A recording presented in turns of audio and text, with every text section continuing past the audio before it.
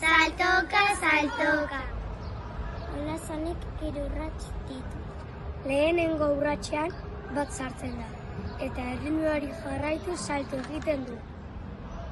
Bigarren urratsean abestia sartu dadila esatera iristen denean, Bigarren pertsona sartuko da, eta biak elkarrekin salto egingo dute.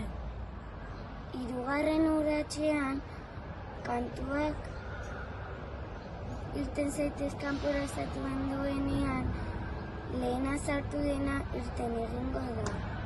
Abestia behin eta berriz